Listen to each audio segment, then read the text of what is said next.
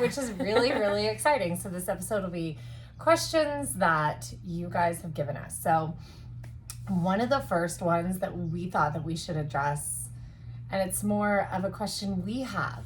Yes. Why are you running if it's bad air quality? What a question that even I had before I knew that the wildfire air, the smoke air, is very different than like ozone air quality. And other orange air qualities. So in Yes. years past, I used to lifeguard, and orange days were my favorite because it was like extra hot and extra soupy, and I would just be out there. It'd be so hot, and it was great. But Pool is extra refreshing. It wasn't this PM 2.5 Yeah, that the we part were of getting. particulates. We were getting, I mean, I assume it was all ozone. Yeah. Okay, so it was prior bad years. air quality from ozone, which is from the ground, which is a little different.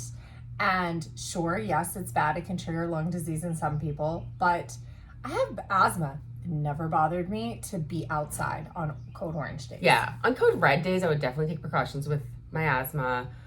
But I still had to work at the pool I in don't. the summer. Well, I think as far as like running versus Yeah. being outside, but like the wildfire smoke that we're experiencing here on the East Coast and in the Midwest, everywhere. Like I know a lot of our listeners are well, probably and experiencing- California has had a lot of wildfire smoke in Colorado. the past, and Washington State. I mean, one year, I can't remember if it was 18 or 19. CIM, there was like talk that they might cancel it. Oh, because yeah. of fires. that really bad year. But apparently, this wildfire smoke that we've been getting on the East Coast is some of the worst air quality that not just the East Coast has seen, but the world has seen. Yes. And granted, that was right when it first started. We've been kind of hovering in that normal, like, this is what it's like to live in. Someone told me this is what India's like. Like, this Or is what Mexico the air City. quality is like in India Yeah. all the time. Yeah, so I was being told yesterday, like Mexico City is like that all the time. But yeah, because we've been at like 150 or above, which still is bad range for a lot of groups. And then it's gone up to as high as 500, which was the highest that anyone has ever seen Yeah. anywhere, right? And like a few weeks back. I gotta tell you, if it's above like, really, if it's above like 90, I start to get headaches. Yeah. Like even yesterday, it dropped to 80s. It dropped in the 80s. It's like 87, 88. And by the, like, my heart rate was really high. I mean, there were other contributing factors. It was hot. I had not fueled well during the day, but my heart rate was really high and it wouldn't come down. And I get headaches. That's the big thing that I get. And then I was exhausted the rest of the night. Like, just absolutely Heat can do wiped. that too. But like, Yeah. I would get a low grade headache even if we didn't run. Those days it was higher than like 150. And if it's 150, I definitely can't run. If it's 100, I even can't run outside. So we're basically saying if it is orange or above because of this PM 2.5, this wildfire smoke, we strongly recommend that you don't go running. Like if it's 100 and above, keep your activity less strenuous, and really, if you can, bring it inside. Like, of course, I still have to walk Penny. We still have to go outside for that. Like, I make a judgment call on how high it is, whether I take kids to the pool or not. Because this particulate, another thing about it is you're by water, you're splashing. You're actually going to have clearer air by water than you are immediately by the water. Not like 20 feet away, but immediately in the pool. So like when you're making judgment calls, what safe activity could my kids do on a code orange day for 45 minutes? Going swimming in a pool, like being in a pool, playing in a pool would be a better choice than say going for a walk or going for a bike ride for the same amount of time. Right. And so there's an article a couple weeks ago in Runner's World that talks about what's in the air that, with this smoke air specifically. Again, like if it's ozone code orange, that's a different story. We're talking specifically about the smoke.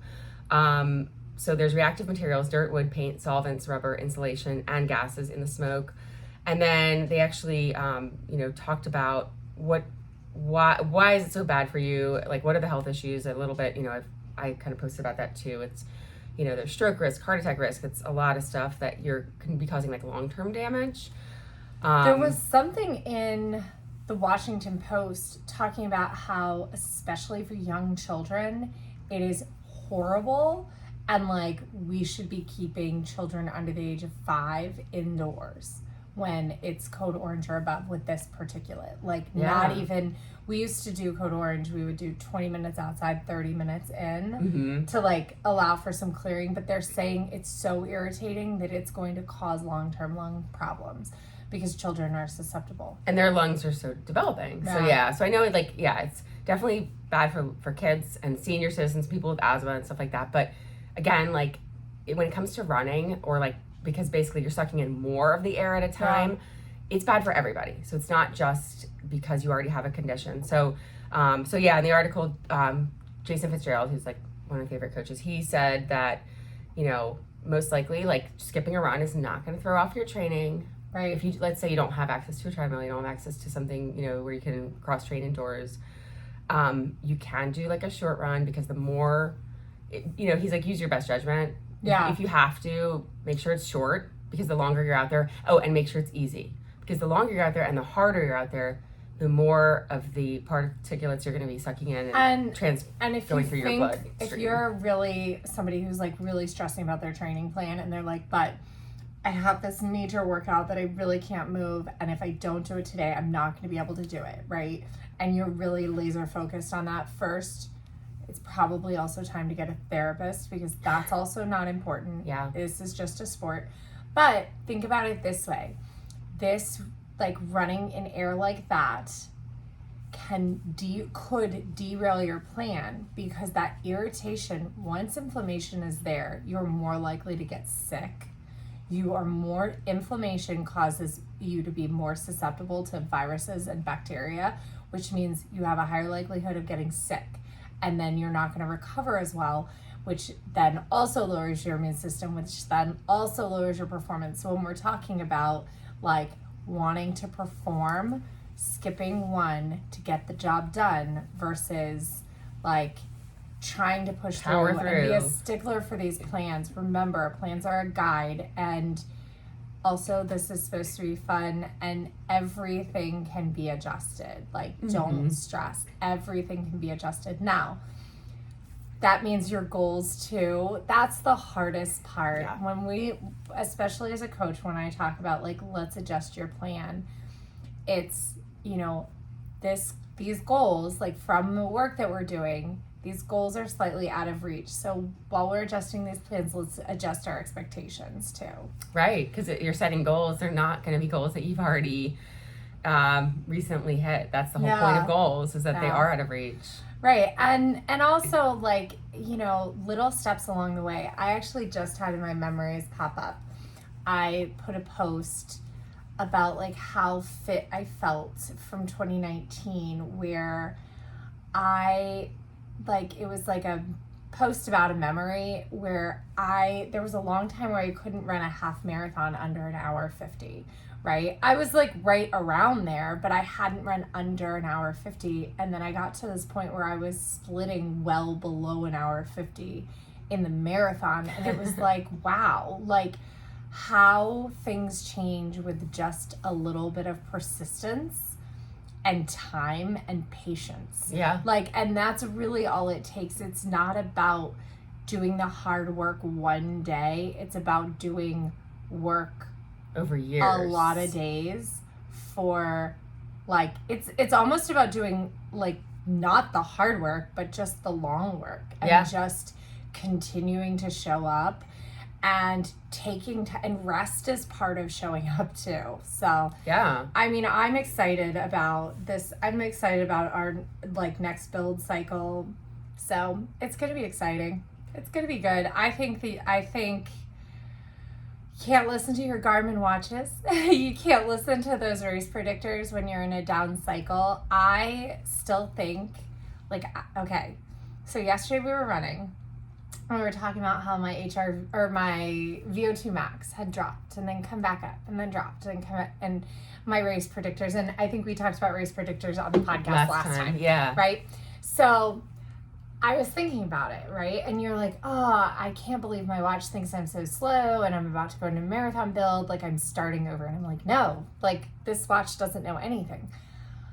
I still And maybe it was my watch that gave me this confidence. I still think going into Mountains to Beach, had it not been a bad air day, like a high humidity day, had it been slightly cooler, had it been slightly cooler, had we done a better job with sleeping, because we did not do a good job at sleeping. No, those few days and beforehand. Fueling, like, I ate not enough carbs that whole weekend. I know. So we stayed with Sherry, and we love Sherry, but Sherry eats everything with protein. She gets plenty of carbs because she can eat gluten carbs, but all of her gluten-free food was protein instead of carbs. Yeah. And I was like, oh, it's fine, because I'm like, I also hate cooking.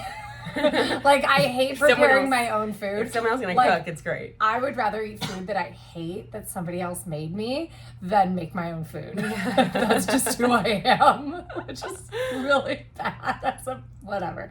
So I think like that was part of my whole nutrition thing, but I still think we could have been under 4 hours. Yeah. Like all right, so yesterday we were running, and this is, again, yesterday we were running, my heart rate's super high. It's like 90 degrees. It's 90 degrees. I'm hanging out at 183. 4:30 in the afternoon. And I'm like, man, I'm just hanging out up here. It's not really coming down. It's not really going up. I was okay, but I was like feeling fatigue in my muscles. And I was like, there's no reason for me to feel this. So we did like kind of slow down and slowed down 20 seconds per mile. It wasn't even that much of a, anyway, but we did cut the run a little short at 45 minutes. But I was thinking, like, this doesn't even feel like that. This is what we finished Mountains to Beach in. Mm-hmm. And I could have pushed harder then. Yeah. Like, that was what I was, sorry, burped on the podcast. It's got to be there. It's got to happen. I did actually burp on the last podcast, but you were talking. It was great. But yeah, so I was like, yeah, this like Marine Corps, I mean, 401. I'm going to throw that out there at Marine Corps, if not faster. And there's a chance I might be, which is a little sad, there's a chance I might be running Marine Corps. We don't know kind of what our next steps are. It might involve like some time of suppression or like more major surgery. So there's a chance I get to run Marine Corps, which would be great, which is crazy. I'm saying the words major surgery and run a marathon in the same sentence. Yeah. But, you know. But taking it all in stride. Yeah. And sometimes you just got to do what you got to do. Yeah. It'll be interesting because, speaking of, our build up, because I was reading, about the post, I'm getting my PRP injection. Yeah. And 2 days. It's going to be great. It's going to be great. We're going to run this afternoon and tomorrow. Yeah, probably. Let's just stack it in there. Probably, so we can get those miles before I have to take off my time. So I was like reading out, the post-op or whatever, and like it could be that I'm just out for 2 or 3 weeks, but it could be 4, it could be 6. That's fine. So apparently the improvement will happen in that 6-week range. Okay. And so 6 to 8 weeks is where, by 8 weeks it should be peak improvement. If it hasn't improved by then they may, there's like, they could do a booster injection or whatever. Yeah. So that's, that's good. But I'm like, okay, so that means our build will be, which we can do, it will be September, October. Like that's that fine. will be our marathon build. I've done a great marathon. I am so proud.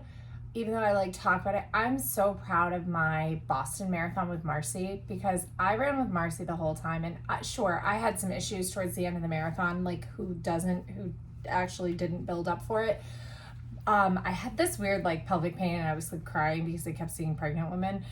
But I ran a 4:30, and I probably, honestly, by myself could have run a 4:15. Right. So I would say that at this point we're both in better shape than I was in leading into that, because I had not been running like with the whole trying to get pregnant thing.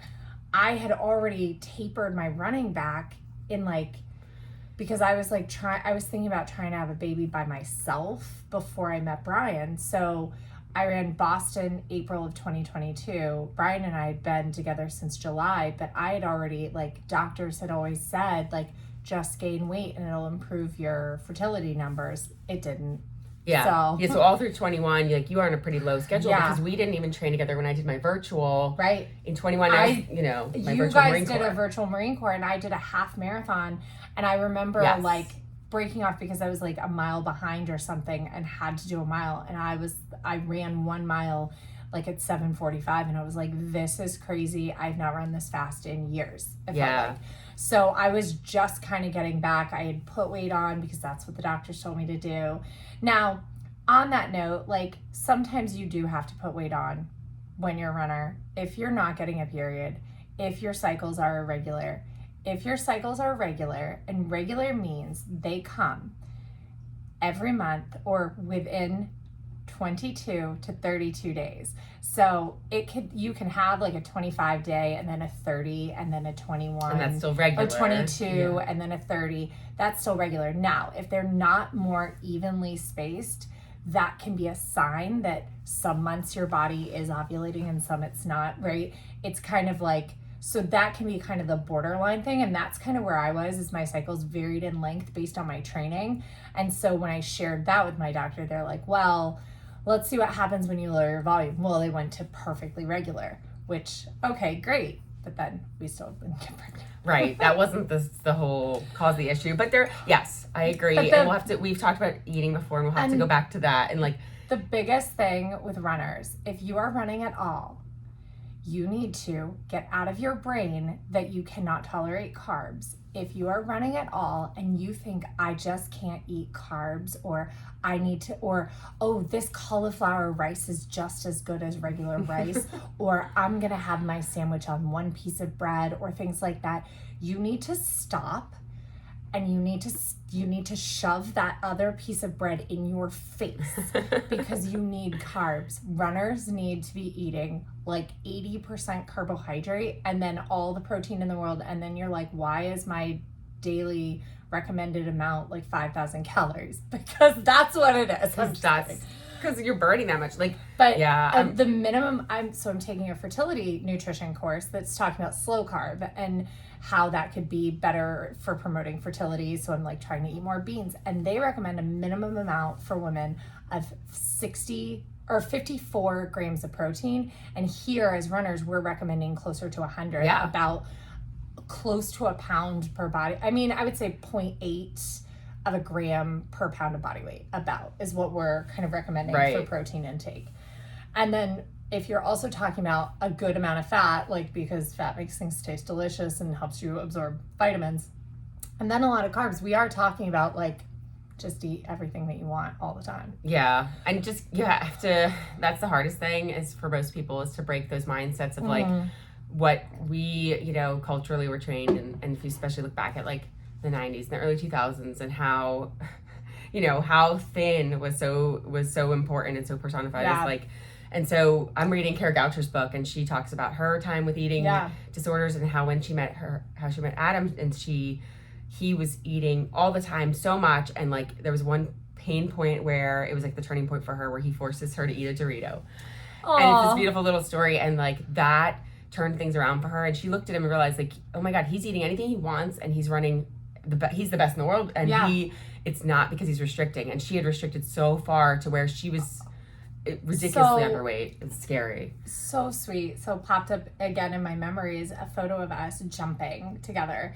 That one popped up in my memories too. We looked from 2019, so right? lean. Yes. I know. We looked so lean. Yes. And all I could say was, man, we actually looked really good too. We looked strong. Yes. We were running well. Right. Like we looked happy.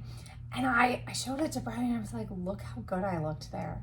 He's like, you look skinnier, but you don't look better. And I was like, love you. Yes. Love you so much. He's like, you look beautiful right now. And so it's, it's all that acceptance, and look at yourself the way that your partner looks at you. Look at yourself the way that your best running friend looks at you, because we look at each other like, wow, I love how strong and beautiful and amazing you are. We don't pick apart the roles that we see on ourselves. Our best running friends just go, you're beautiful. Like, you're amazing. I love this part of you. And, like things, like, let's look at the things that we love versus the things that we don't. Because, because it's better. Yeah, because like 4 years ago, like we had flatter stomachs, right? Yeah. But I had no ass. I don't know about you, but like my ass is so big now. It's great. Yeah, that's what I'm saying. It's like I am loving like this, this that I have an ass now, like that I have a butt now, and I think our partners love it. And so yes, there are things that are better now than they were, even if we can pick apart things that we look at and say, well, that looked better then. And there's no such thing as spot training. So there's no way to reduce one area of fat. Like your body's going to store fat where it's going to store fat. The only way to reduce it is through medical interventions, which I am not against. Let me tell you. Let's just put it out there. My mom is going to get mad at me, but who cares? I've done Botox. I have done lip filler. I've done a little bit of cheek filler. I like to keep it natural. It's not for anybody else. It's just for me. And I would not be against doing something like cool sculpting. It's just so expensive. I cannot afford it. You know, I would not be against staying exactly the size I am and like pushing my fat cells, like making my fat cells on my belly kind of go away. Right. You know, I'm not going to spend the money. Right. I'm not going to spend the money to do it. No. But if I had all the money in the world, I might be someone who would be running to do that right now. Instead, because I do want to eat all the things that I want to eat. And I do, you know, it's one of those little enhancements, but it can go too far real fast. If you look at pictures of me in October when I got my lips filled, I looked like Jennifer Coolidge. Like, it's too much. It was a little hilarious. But they look great now, like 6 months later. Settled down. Yeah, speaking of spot training, that's so funny because like there was this one time I went to a gym. I might have told the story already, but I went to a gym with my friend because she was like, "Oh, come check out my gym," because you know they want to sell new memberships. And she like introduced me to her trainer, and her trainer was like, "Yeah, you look really good. You're really strong." Blah blah. And I was like, "He's like, do you have any problem areas you're worried about?" And I said, "Yeah. What about this area, like these like armpits?" Oh yeah. And he goes, "Girl, that's breast tissue. You can't." Yeah. Like you're not going to get rid of that. Like he was like laughing in my face because he thought like, no, it's breast tissue. Why would you even? I'm like, oh. Well, and then there's this one episode of this show, I'm Sorry, with Andrea Savage, and it's the funniest show if you've never seen it. So good.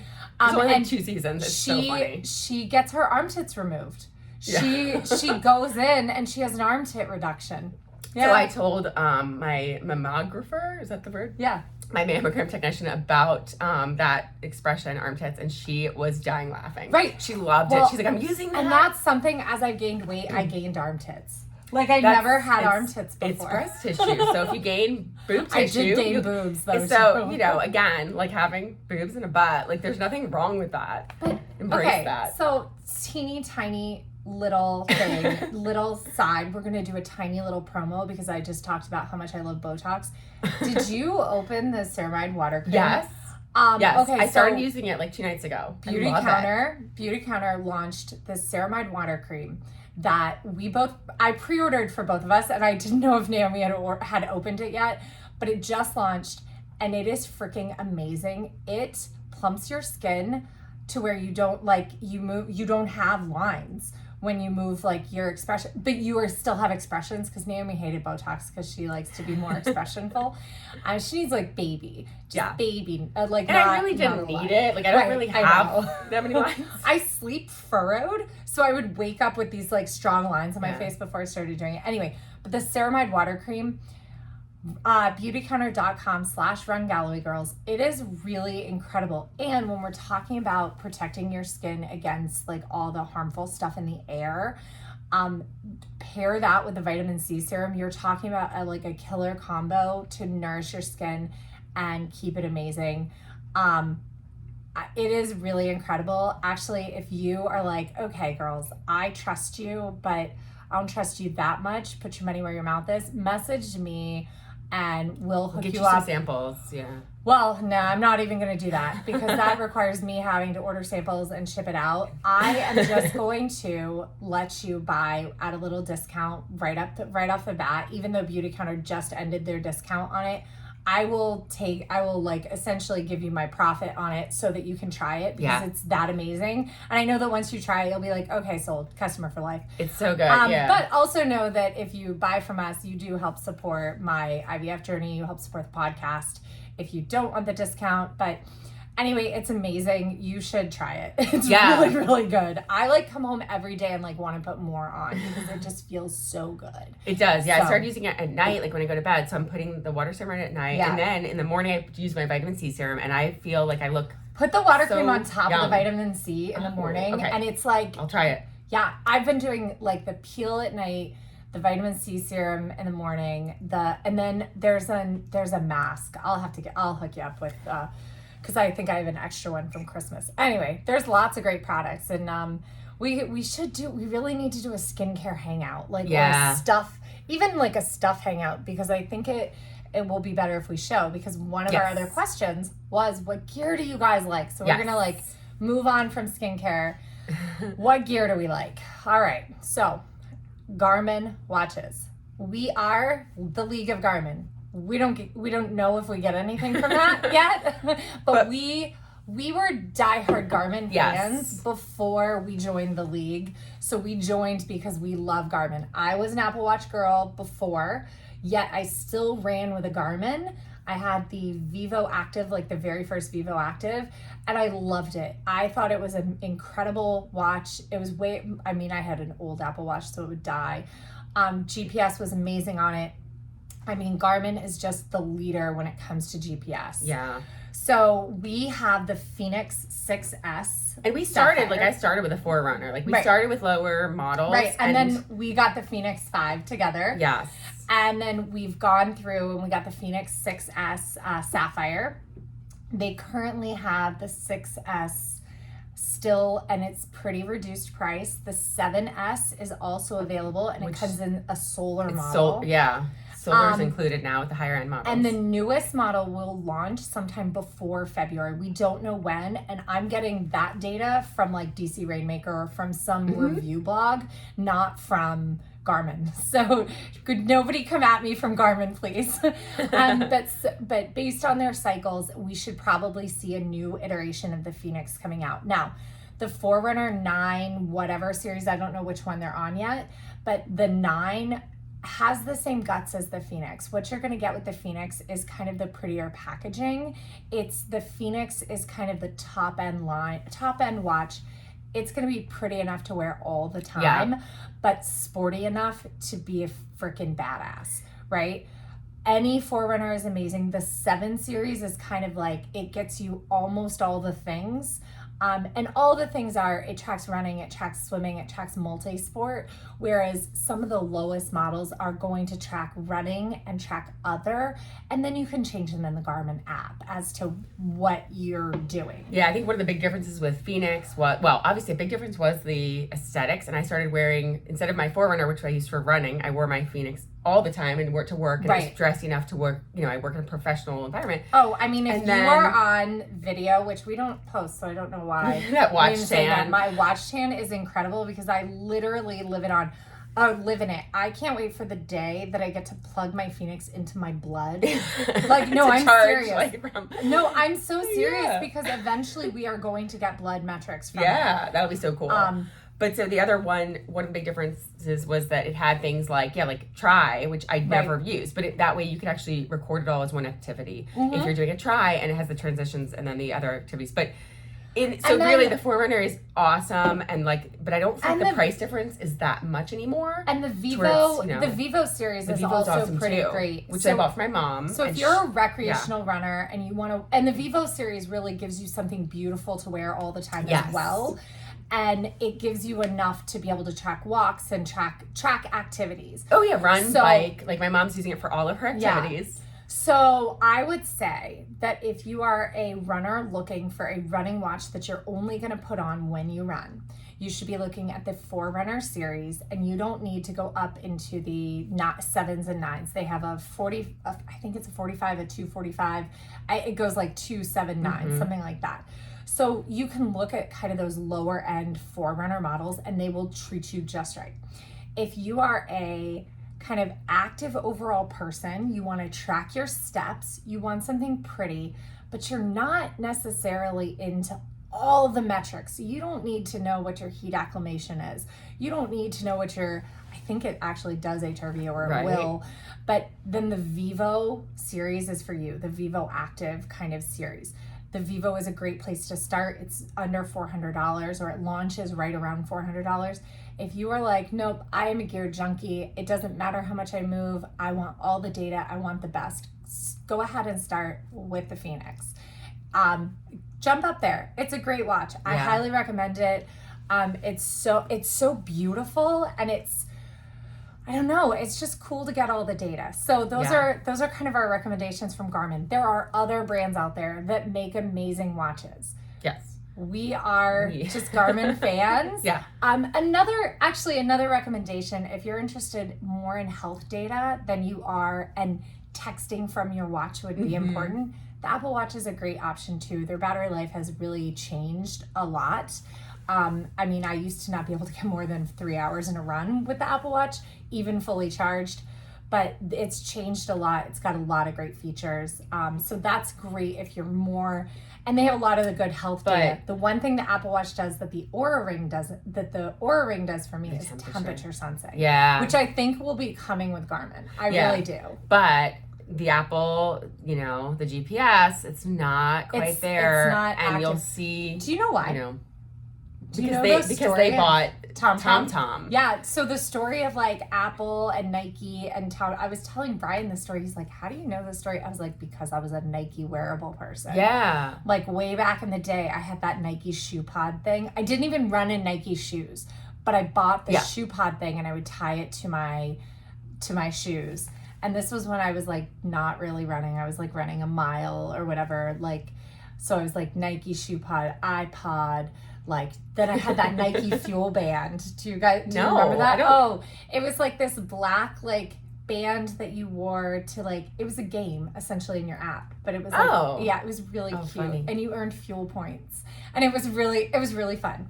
And speaking of games, the Garmin app has the coolest badges. The badges and are so fun. It. Yeah. So, but somebody brought up in the Garmin group, he's like, I hate that I have to sign up for badges. In Apple Watch, you're just automatically enrolled, and when you get them, you get them.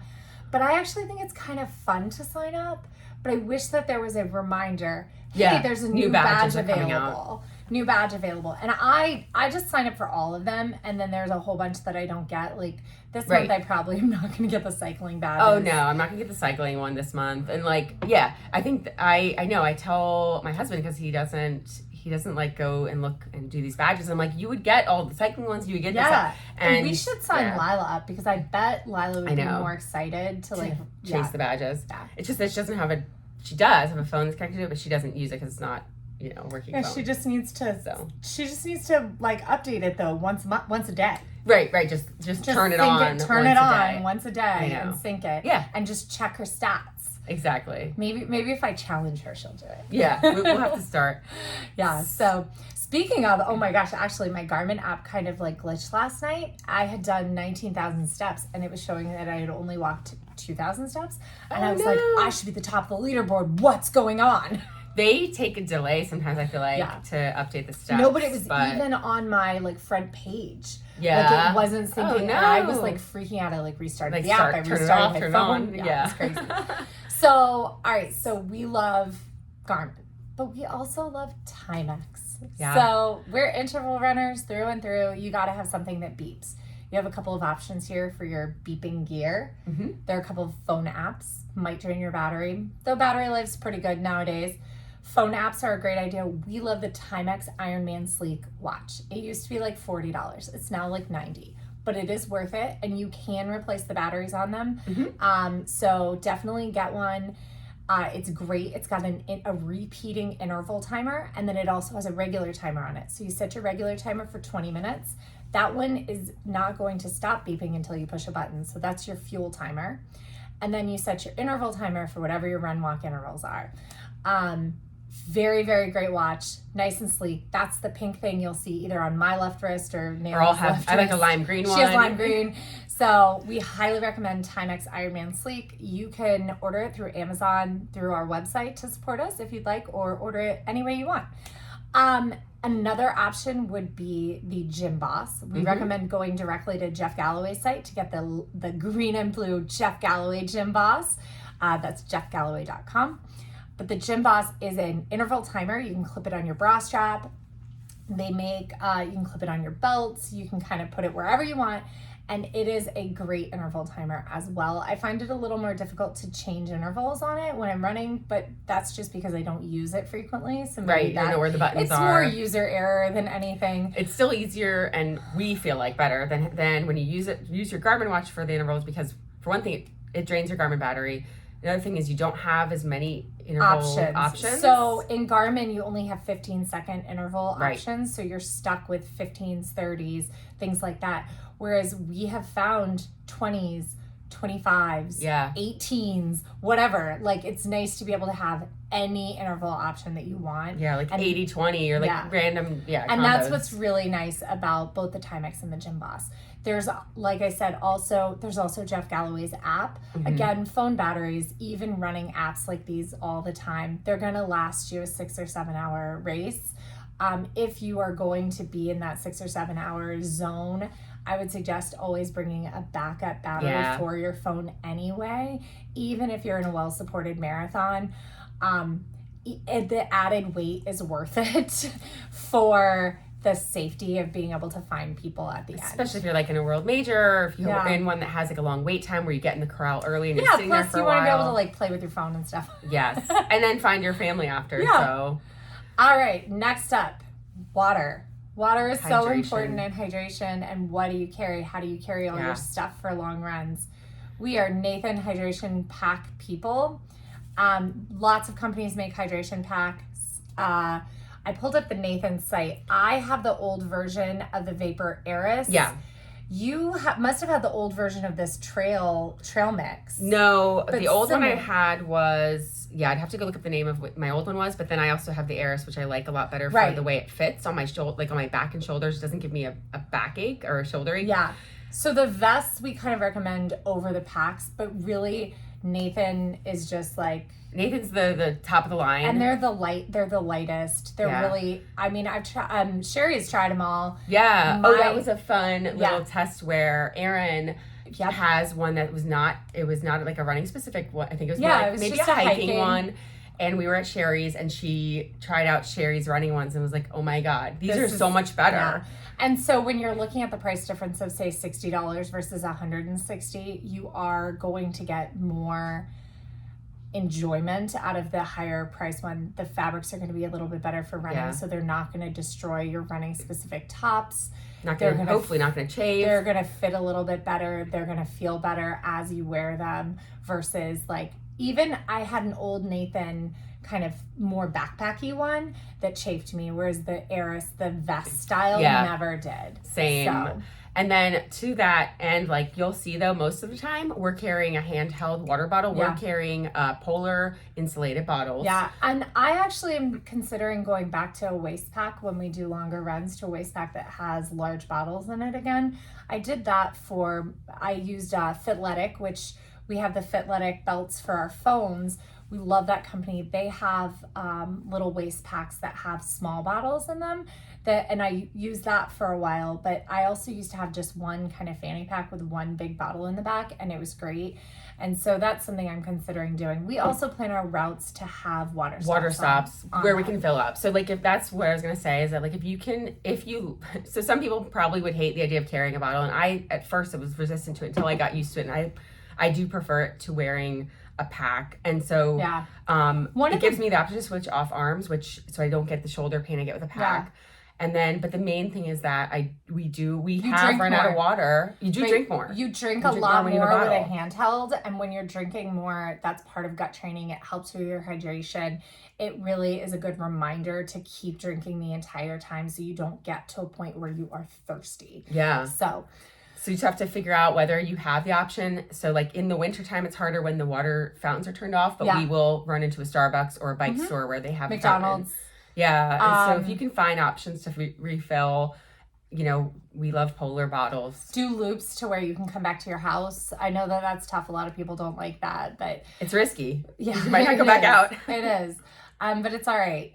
And then Sanita Luxe high-waisted Rio shorts. We are big Sanitas fans for the price, but pretty much any like kind of bike short style with pockets are our jam, because we love to have our stuff accessible without, a lot of people will wear flip belts. I never liked that feeling.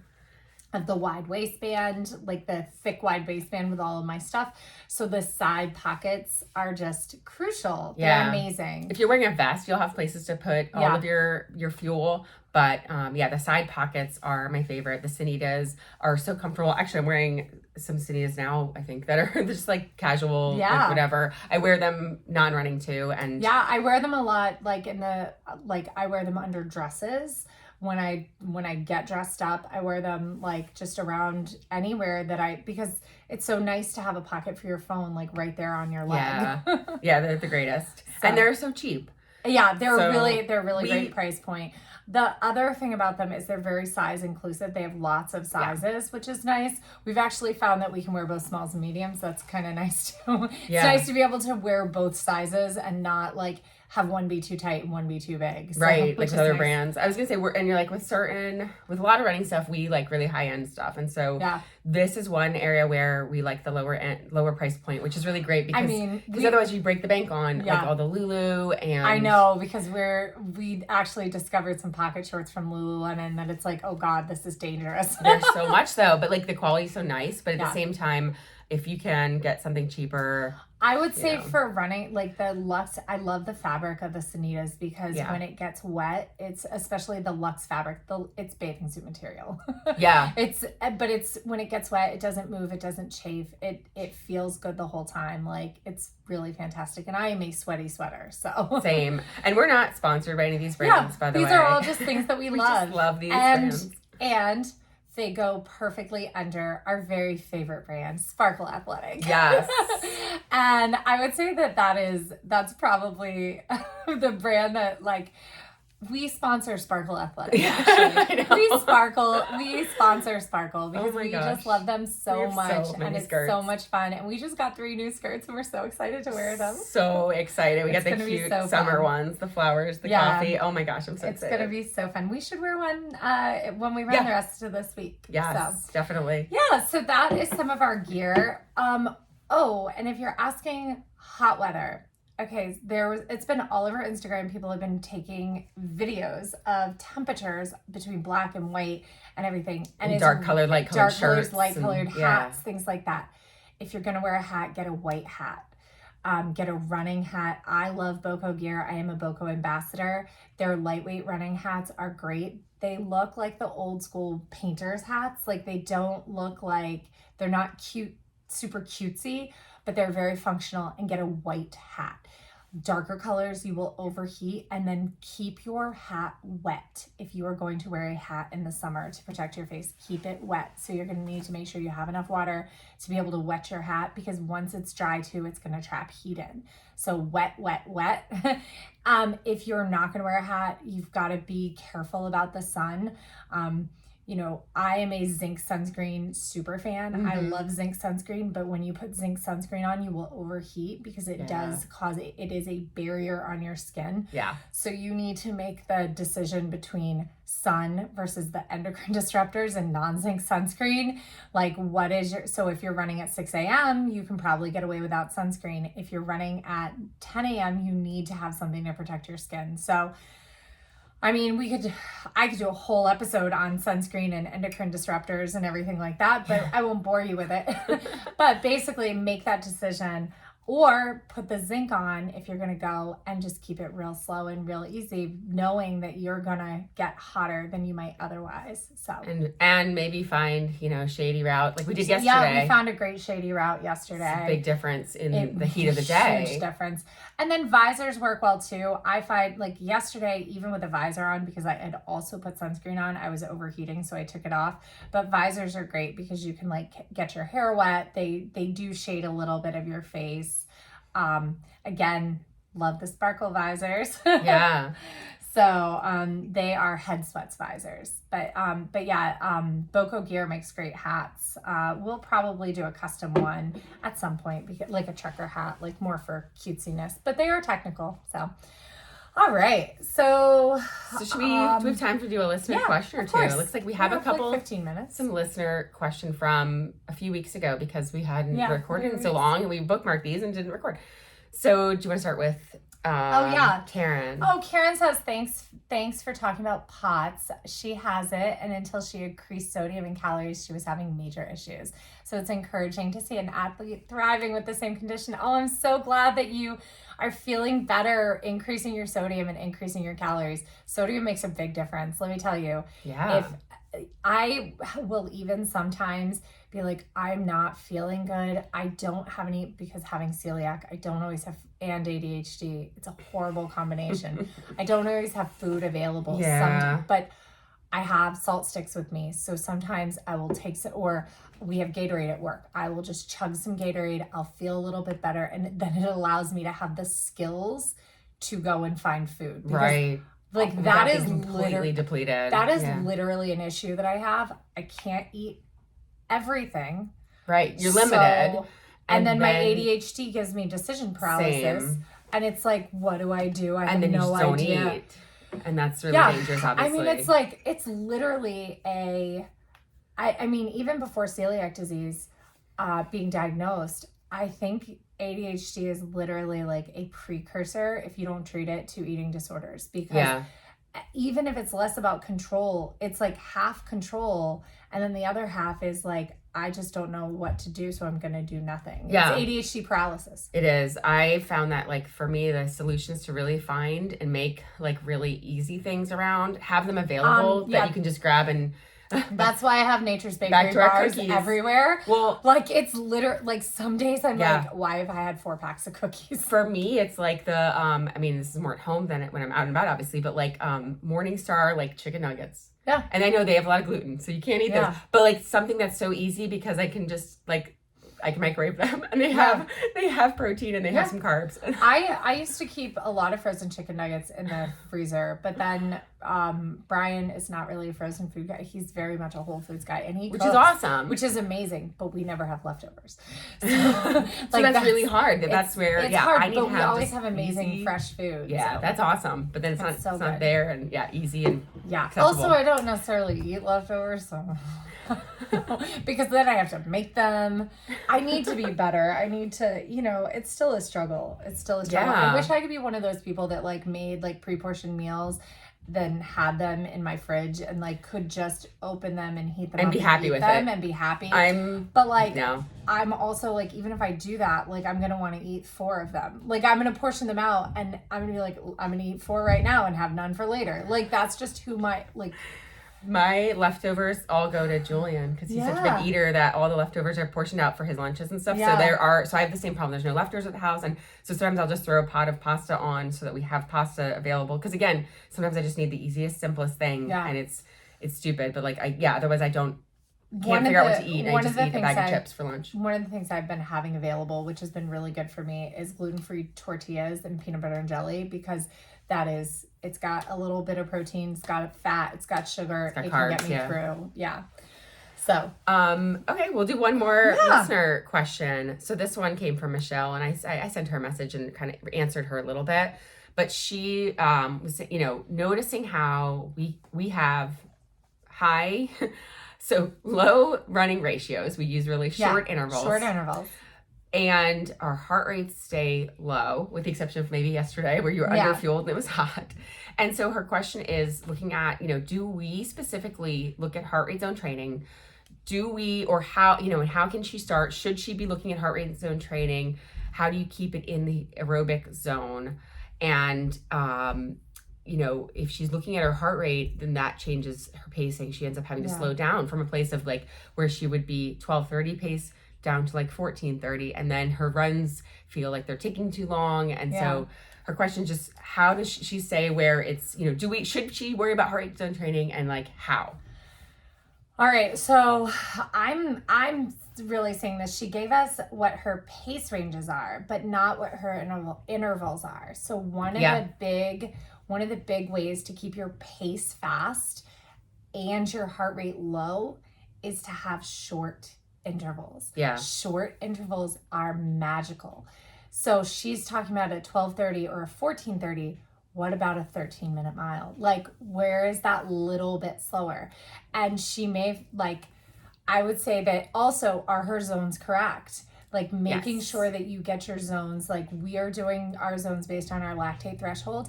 I am pretty sure I've figured out how to do that calculation. Mm-hmm. I'm going to double check with David, but I did it for Sarah and I'm pretty sure it's confident right. With it, yeah. Pretty confident because her zone, like her effort is what her zones are. So and I'm pretty sure mine actually might even be higher than 186 because I was hanging out at 183 yesterday.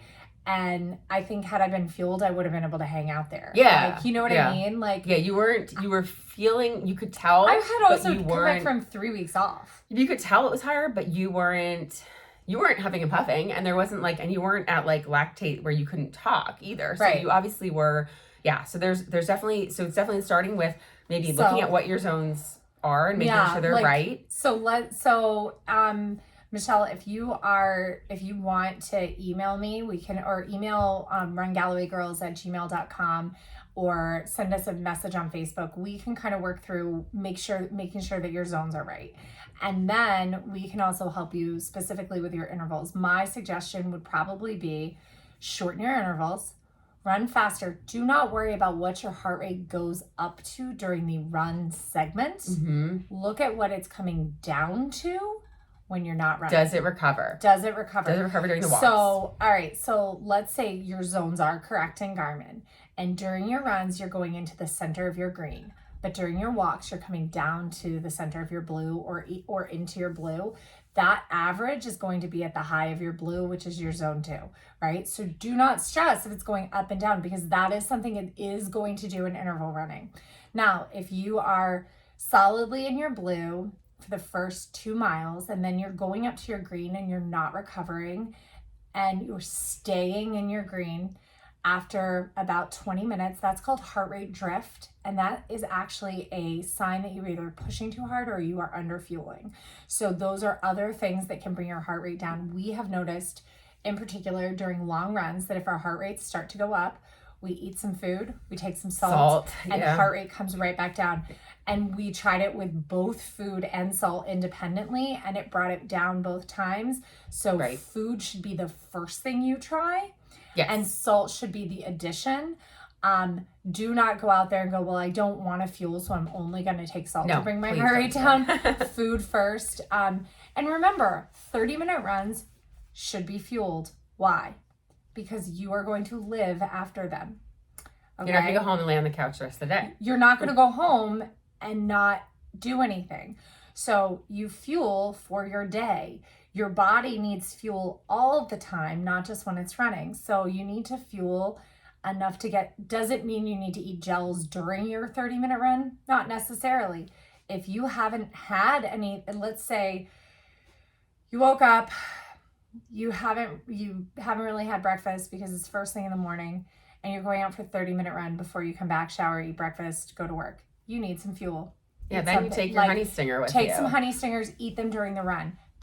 Probably a whole pack during a 30-minute run. I know that sounds like a lot, but you've got to get your metabolism, you've got to fuel the fire, right? Because you're not going to come in the house and immediately eat. You're probably going to make some coffee and take a shower and, do all these things, protein right after.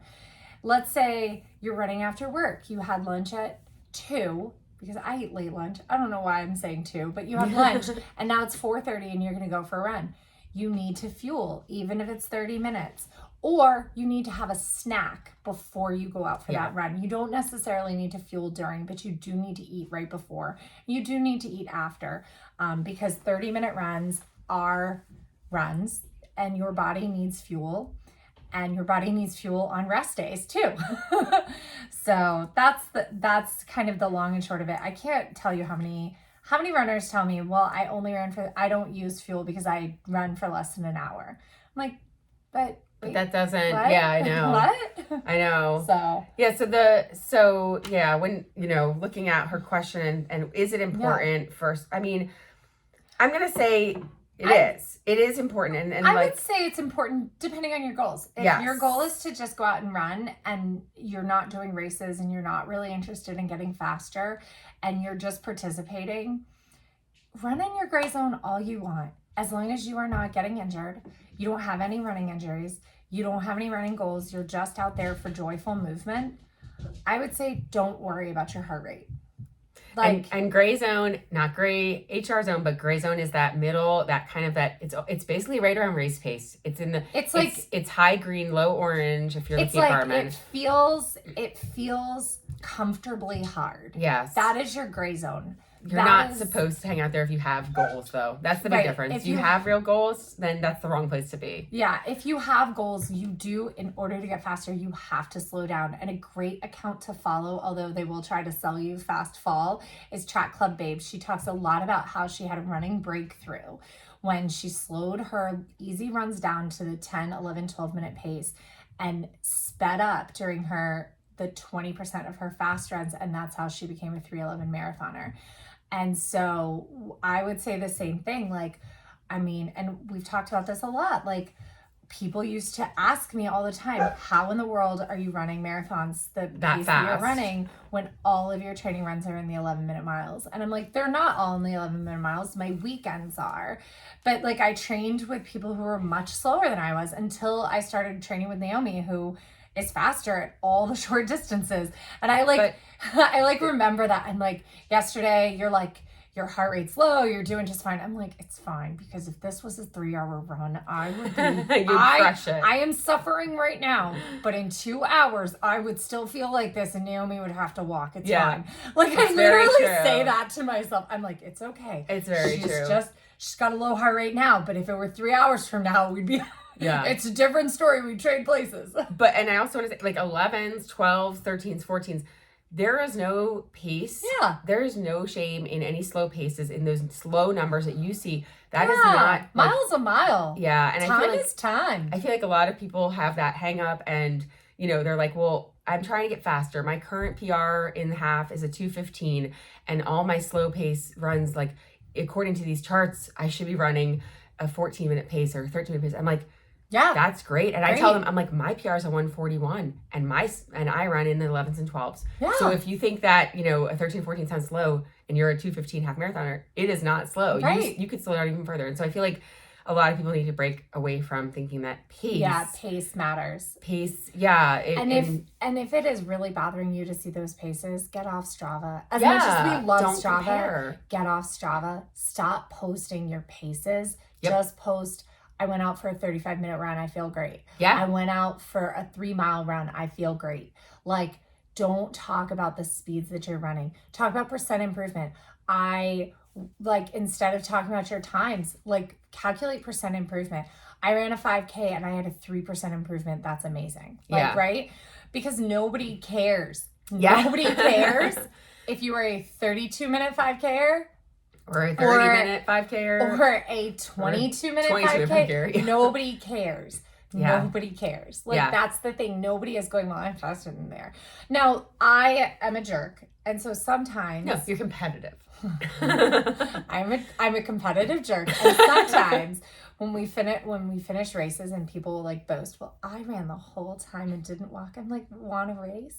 Yeah, exactly. Like, because it's like, I know that there are still people out there that kind of look down at me on walking, and I'm like, but I'm faster than you, so maybe I figured something out. Yeah, and the hack to heart rate zones is the walking. It's for me, it was, I was always running gray zone. My pace, my heart rate would be in 150, 155, 160 was my running. You had training runs that would crush at the time that would have crushed your PRs. Like, you really do. Like, from way back in the day, you had training runs, and then you get there on race day, and it wasn't there. Right. And it's like, what the 100%. Hell? I had that. Yeah, and because I was running in the 155s or whatever, my heart rate was in. And now we run, and our easy runs, my heart rate's at 130. Yeah. And it's the walk breaks. That's the only difference. Well, and that's another thing. If you're out there on a run and your heart rate is really creeping up, take an extra 2 minutes of walking and see what happens. There are times where 2 minutes even will not bring that heart rate down. And then you have to make a decision. Okay, I'm out here right now. My heart rate's not coming down no matter what I do. It doesn't feel bad. I have 2 other easy runs under my belt. Today, I'm just gonna let it be what it is. Like, you can make that decision. It's less about the one run that you're doing today and more about what does the overall picture look like. So don't stress don't stress skipping the one run or adjusting. This is another adjustment. There were times during the pandemic that I was running by myself, and I would end up running and it would be hot because randomly it was really hot in April during the pandemic. And I would go out and I'd be like, you know what? My heart rate's going to be up anyway, but I just feel like running fast and I have no goals, right? Like actually we didn't know what was happening with marathons and I was signed up for London and all these that were pushed off to the fall. And so I was like, well, I'll just let today be a high heart rate run and I'll just kind of let my body run the paces it wanted to run. And so I would run these progression runs with my heart rate a little higher. But then the next day I would adjust with a slower run or with a rest day or something. So there's a lot of adjustment. It's just if you're hanging out in the gray zone all the time, you cannot expect recovery and you do have to watch out for injuries. If you are really, really, if you're like, I don't feel bad, like this doesn't feel hard, you're not experiencing any injuries, you feel conversational, maybe your zones are wrong. Like that could be a big thing. If I went by Garmin's regular zones, like, are you kidding me? My heart rate's so high, it would be. But like, if I tried to run in Naomi's zones, we'd be walking. Right, because to keep your heart that low. But if you're plateauing, then that's what we're talking about. So if you're in gray zone all the time and you're plateauing injuries, with races, plateaus, yeah. Because injuries do happen running in the gray zone. That's something else to be kind of aware of, because when you're running in that gray zone, not only heart rate wise, muscularly, you are not creating adaptation. So you are not getting stronger. And in fact, when you do the same things over and over and over, your body becomes more efficient at it and more efficient using less muscles. So you can actually get weaker at running by running the same thing all the time. That's those overuse injuries. Yep, so you got to tendinitis. Yeah, you've got to vary what you're doing. Vary what you're doing. Add walking. Add new joyful movement. Yeah. Don't be afraid to try new things too. Yeah. I actually was pretty terrified. I know I talked about it last week. I was pretty terrified running on the trails because I was like, what if I get seriously injured? Oh. Because last year I did sprain my ankle on the grass in front of my house. Yeah. And it set you back for a while. So I rolled it and then I did a cartwheel and landed just weird on my ankle, and that was it for months. It wasn't a running injury, it was a cartwheeling injury. Well, the running had loosened, the sprain rolling and your Ehlers-Danlos syndrome. Yeah. So. But usually I bounce back so fast, but I was out literally for 3 months with that. I know. It was crazy. Usually the doctor's 6 weeks in a boot and then 6 weeks of rehab. And I'm like, yeah, right. I'll be out of this thing in 2 weeks. Nope. I was literally couldn't put weight on it. Yeah. It hurt so bad. It would flip my stomach. It felt so unstable. It just felt so unstable. That was the thing. I would step and I would feel like I was going to fall down. Yeah. So when Lisa was talking about that with her knee, I was like, I get that, because I was seriously considering doing surgery. Yeah. Because it felt that unstable. I don't think it's less unstable now. I think I'm just used to it, which is maybe you've strengthened around it. Right. Right. So that's probably a good place to stop. And then, one last thing I want to say is if, we have a lot of new reviews over on Apple, and thank you guys so much for the reviews. And if you have the time, please go share, subscribe. And if you can write a review, that would be awesome, because it helps people find us. And I know we've had a few weeks off, so people haven't been able to find us. Yeah. But please, help spread the word if you like what you're hearing. Even if you're not an Apple Podcast person, you can still log in on a website. Even if you're not an iPhone person, please rate and subscribe us on specifically on Apple Podcasts and Spotify. Those are the two main players where people can find us. So that's really, really helpful. And everywhere, actually, everywhere that you can. That would be amazing. Like us out loud. Yeah. Do we want to read? Sure. Let's read them real quick. And that way, so let's go back to Relatable Runners, a fun podcast with knowledgeable runners who are embracing where they are in their life journeys. They take a smart, realistic approach while setting goals and seeking out positive experiences. I love seeing two women train together and share their journeys. Oh, that's so cute. I love it. That's from Runner 9451. Okay. And then this one is, I've been using the Galloway method for the past year or so, returning to running in my 40s and needing to ease into it. I love the benefits of training this way and expect that I always will run and race using Galloway. Same, girl. I found that at most local races, almost no one else is using it, which feels a little isolating. I've really enjoyed having this show to inspire me. It's like having a couple of running friends sharing the highs and lows of racing and training and incorporating walking right along with me. Aww.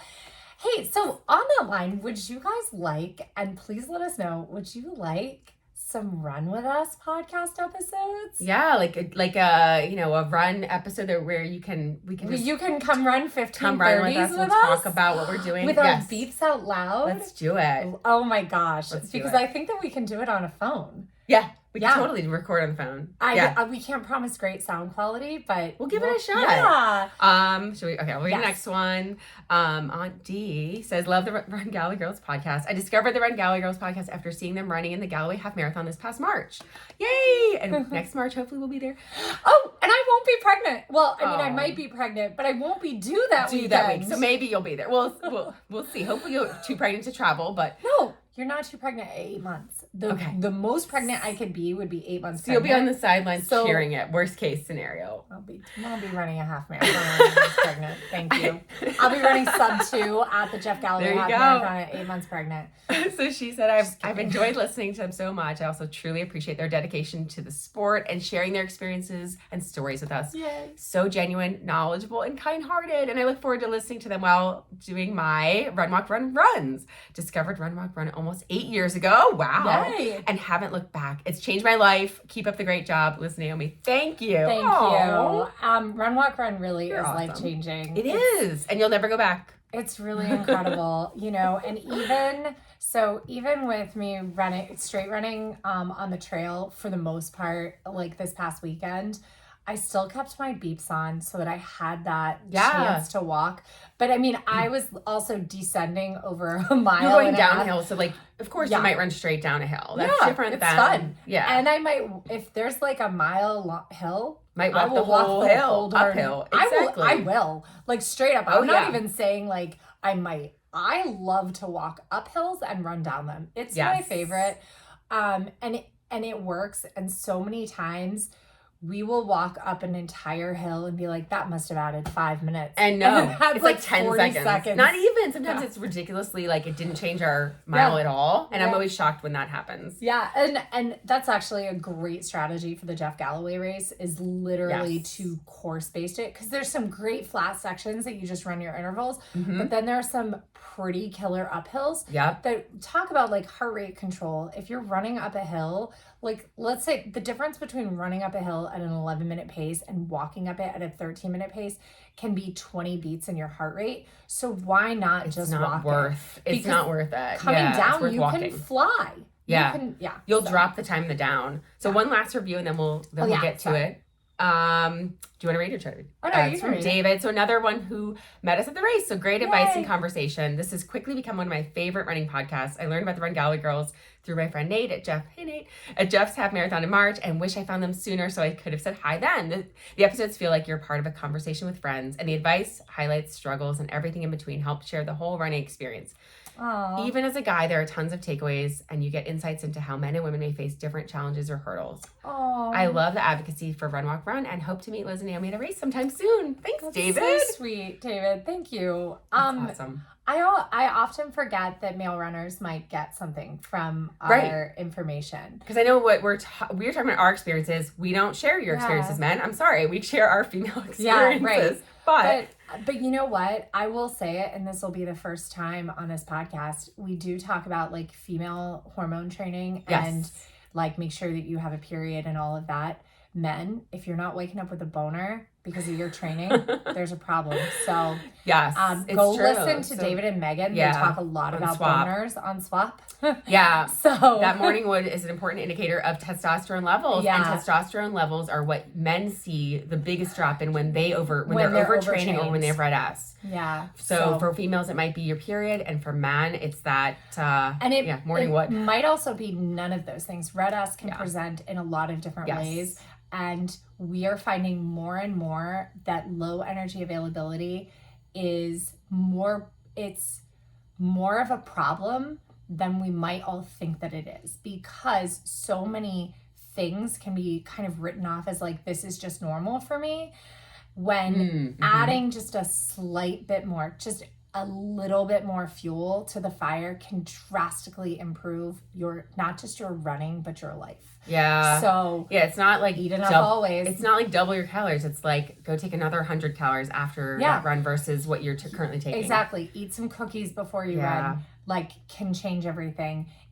Drinking a protein shake as part of a meal can change everything. These can be really small little things that won't necessarily affect your weight even, but can drastically improve your energy. It might affect your weight, but it might be that your body needs to weigh more. It might need to, put some, whole fatty milk or milk substitute in your coffee, not just the black coffee. Like, it's just, just eat enough always. Yeah. Yeah. Also, fatty stuff in your milk tastes so good. Like, I'm a huge sugar, fan of Nut a little bit of like that nut pods with a little bit of sweetness to it. Yeah, well, Nut Pods has no sugar. No, I mean natural sugars. Yeah. Like, because I don't either. I use like soy milk that's got, but it's like the natural sugar. It's just like how milk has lactose. Yeah. Like it's actual sugars. So the nut pods, right? I actually don't know. I think it's coconut and almond, so I don't know how much carbohydrate is actually in it. But there's fat. And there's definitely fat in it, and it tastes so good. But I used to add actual sugar to my coffee, but as part of my fertility journey, I'm looking at my glycemic load.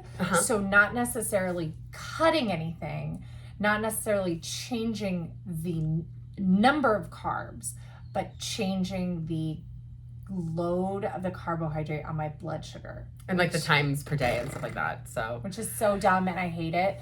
But it's basically, okay, if I'm gonna eat a potato, making sure that it has some fat to balance it, which I do anyway, but just being mindful of it. Which is funny, like on that note, it's really funny. If you look at a glycemic index of an apple, it looks like a horrible thing to eat, but a glycemic load of an apple is actually really low.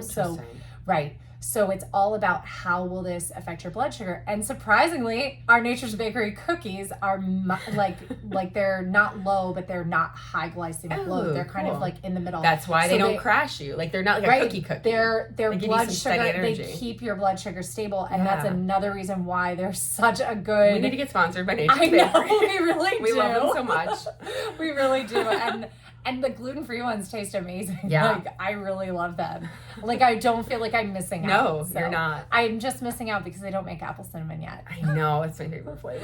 Well, with that, we are going to say goodbye. And thank you guys so much for listening. And hopefully we will see you again with a bonus episode this week. Yeah. All right. Bye. Yay.